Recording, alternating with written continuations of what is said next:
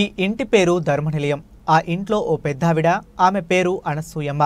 సదా రాముణ్ణి ధ్యానించే అనసూయమ్మ గత 40 సంవత్సరాలుగా సైదాబాద్ ఏపీఏయు కాలనీలోని ధర్మనిలయంలో మరమరాలు వేరుశెనగలతో తీర్చిదిద్దిన పందిరిలో శ్రీ సీతారాముల కళ్యాణోత్సవం కనుల పండుగగా నిర్వహిస్తున్నారు.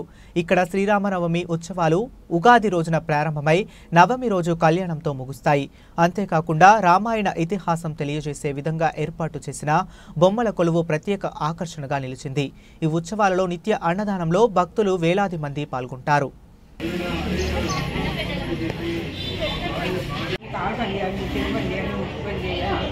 అలాగే చేశారంతా వాళ్ళందరూ చేయించేది మీరే కదా, చేయించేది మీరే కదా, కాదు జరగవలసింది జరుగుతాను. చేసేవాళ్ళు లేడు అసలు.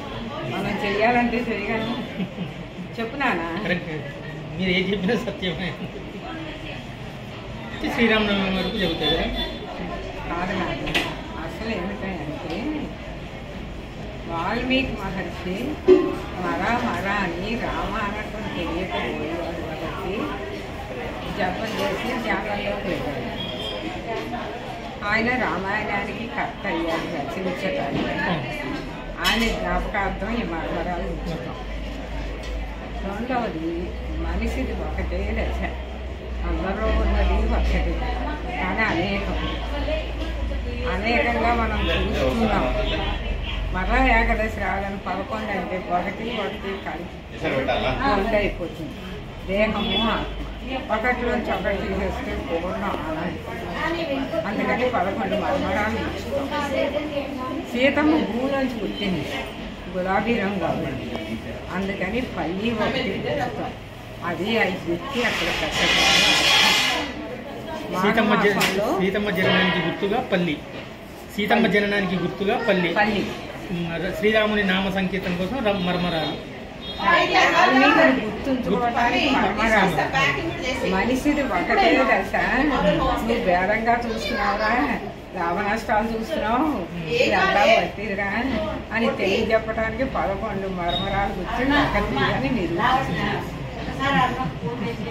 దానికోసం అది ఇది ఎప్పటి నుంచి మొదలు పెడతాం అంటే మాఘమాసంలో శుద్ధ పంచమి రోజుని అమ్మవారికి సరివుడి పానకాలు వేసి మొదలు పెడతాం.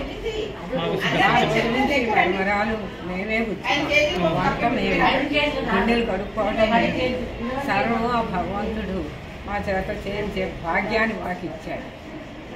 ఇది ఈ ఇంటి యజమాని ఆయన భార్య నేను. నాకు 2 కొడుకులు, రమేష్ రాజు, శ్రీనివాసరాజు. వాళ్ళ సహకారంతో ఇది జరుగుతుంది. చేసేదంతా ఇక్కడ ఉన్నటువంటి మా మెంబర్స్, ఆయన భక్తులు. ఆయన ఏం చేశాడంటే ఆకాశవాణి పలికింది 40 సంవత్సరాలు ఇక్కడికి విజయనగర్ పోయింది. ఏమని పలికిందంటే నా పూజ చెయ్యి అని చెప్పాలి. నేను చెయ్యాలి, నేను చేయను, నేను వస్తున్నాను నీ ఇంటికి అన్నాడు.